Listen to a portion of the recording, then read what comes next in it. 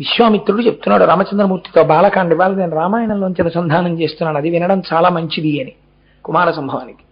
కాబట్టి శితికంఠస్య దేవస్య ఎన్నో పేర్లు ఉన్నాయి శంకరుడికి.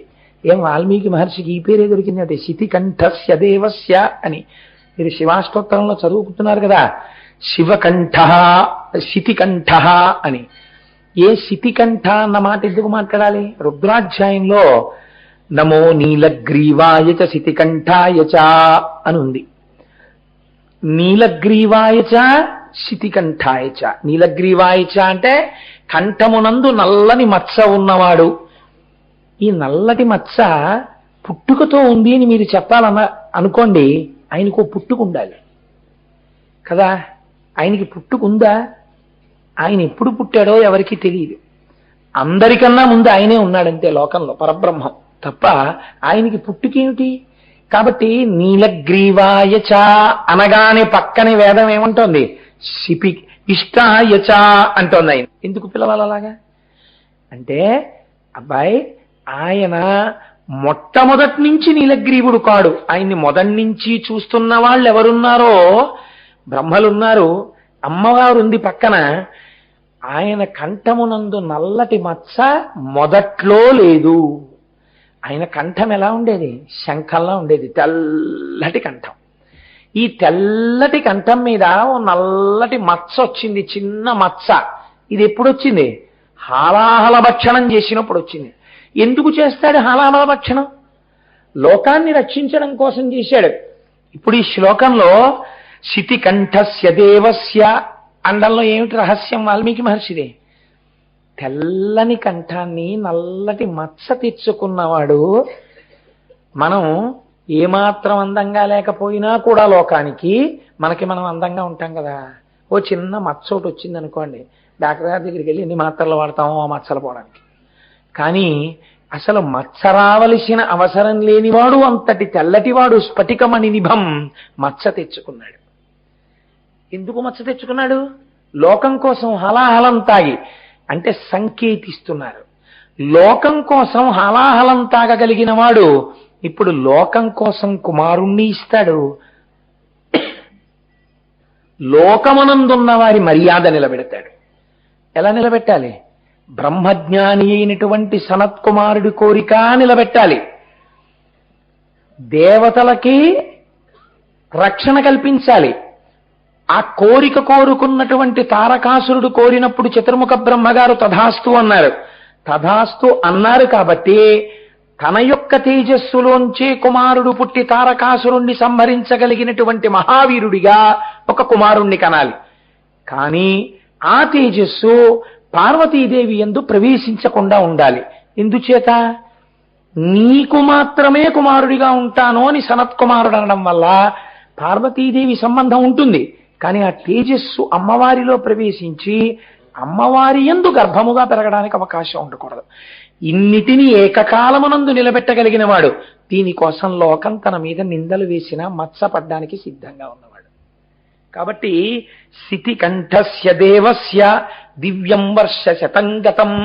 100 దివ్య వర్షములు గడిచిపోయినా ఆయనకి కుమారుడు కలగడానికి వీలుగా ఆయన తేజస్సు స్ఖలనము కాలేదు.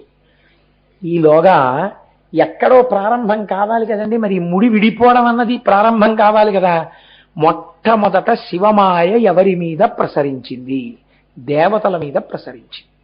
ఇప్పుడు మీరు ఒకటి ఆలోచించండి, అసలు కుమార సంభవం జరిగితే మొదటి ప్రయోజనం ఎవరికి? దేవతలకి కదండి. వాళ్ళు ఊడిగాలు చేస్తున్నారండి తారకాసురుడి దగ్గర. కాబట్టి దేవతలకి మొదటి ప్రయోజనం. కాబట్టి ఎవరు తొందరపడాలి కుమార సంభవానికి? దేవతలు తొందరపడాలి. కానీ దేవతలు శివమాయామోహితులు అయ్యారు. అలా అయితే తప్ప కథ నడవదు. వాళ్ళు మాయామోహితులై అక్కర్లేని విషయాల్లో దాన్ని మాట్లాడుకోవడం మొదలెట్టారు. వాళ్ళకి అక్కర్లేదు ఆ విషయం. అది చాలా తప్పు చర్చ. అక్కర్లేని చర్చ ప్రారంభం చేశారు. ఎక్కడ ప్రారంభం చేశారు? బ్రహ్మసభ యందు. చతుర్ముఖ బ్రహ్మగారి సమక్షంలో ఆయన కూడా మాయామోహితుడైపోయాడు. కాబట్టి ఇప్పుడు బ్రహ్మగారి సమక్షంలో వీళ్ళందరూ మాట్లాడుతున్నారు. ఇందులో మీరు గమనించండి చమత్కారం, విష్ణువు కలవరు. ఎందుకని? నారాయణిగా ఆయన అక్కడే ఉన్నారు నారాయణుడు. కాబట్టి ఇప్పుడు బ్రహ్మగారు మాత్రం దేవతలతో కలిసి ఒక ఆలోచన చేశారు. ఏమిటి వాళ్ళ బాధ? తతో దేవా సముద్విగ్నా పితామహ పురోగమాః యదిహోత్పద్యతే భూతం కస్తత్ ప్రతిసహిష్యతే. వాళ్ళు అన్నారు, శంకరుడంటేనే అంతటి వాడు కదా, అమ్మవారు జగదంబ కదా, అయ్యవారి తేజస్సే కదిలితే జగదంబతో కలిస్తే ఆవిర్భవించబోయేటటువంటి ప్రాణి ఎంతటి తేజోమూర్తి అవుతుంది. అటువంటి తేజోమూర్తి ఈ భూమి మీద నడిస్తే అసలు తట్టుకోగలరా? కాబట్టి ఇప్పుడు అసలు శివ తేజస్సు కదలరాదు. ఇప్పుడు పార్వతీ పరమేశ్వరులు క్రీడిస్తున్నారు. ఎవరు ఏడ్చిన వాళ్ళిద్దరూ క్రీడించాలని, కొడుకు పుట్టాలని. వీళ్ళకి ఇవాళ మాయ కమ్మింది, అక్కర్లేని విషయం నెత్తికేసుకున్నారు. ఇది ఎంతటి మహాపాపం.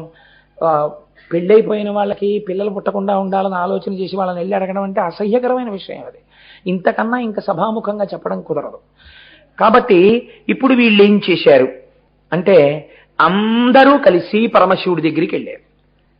చిత్రం చూడండి, ఆయన ఏ స్థితి యందున్నాడు.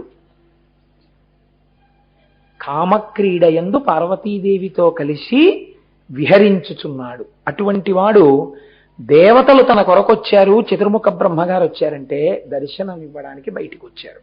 అంటే ఆయనకు అసలు కామం ఏమిటండి? ఆయనకి ఏది చేసినా ఒక క్రీడగా లోకం కోసం చేస్తారు ఆయన తప్ప ఆయనకి తెలుసు రహస్యం, అమ్మవారికి తెలుసని మీరు అనుకోవలసి ఉంటుంది. ఎందుకంటే అమ్మవారికి తెలియకుండా అయ్యవారికే తెలుసు అంటే అంతకన్నా దోషం లేదు.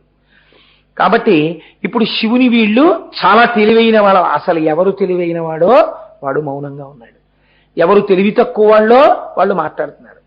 బ్రహ్మగారితో కలిసి వెళ్ళి అడుగుతున్నారు, దేవదేవ మహాదేవ లోకస్యాస్య హితేరత సురాణాం ప్రణిపాతేన ప్రసాదం కర్తుమర్హసి నలోకాధారయిష్యంతి తవ తేజస్సురోత్తమ బ్రహ్మేణ తపసాయుక్తో దేవ్యా సహ తపశ్చరా బ్రాహ్మేణ తపసాయుక్తో దేవ్యా సహ తపశ్చరా త్రైలోక్యహిత కామార్థం తేజస్తేజసి ధారయా. వాళ్ళు వెళ్ళి అన్నారు, దేవదేవ మహాదేవ లోకస్యాస్య హితేరత. ఓ మహాదేవా, లోకముల యొక్క హితమును కోరుకునేవాడా, ఇవాళ నాతో కలిపి సమస్త దేవతలు నీ ముందు ప్రణిపాతం చేస్తున్నారు భూమి మీద పడి. ఏమిరా, ఎందుకు పడుతున్నారా? శరణాగతి ఉత్తరక్షణ ఫలితం ఇచ్చేస్తుంది. దేనికి పడ్డారు మీరు? మీ కోరిక ఏమిటి అని అడిగాడు. అడిగితే వాళ్ళు అన్నారు, నలోకాధారయిష్యంతి తవ తేజస్సురోత్తమ. వీళ్ళకి ఎందుకండి ఈ విషయం? అసలు నీ తేజస్సు కానీ స్ఖలనమైతే దాన్ని పట్టగలిగిన వాళ్ళు లేరు.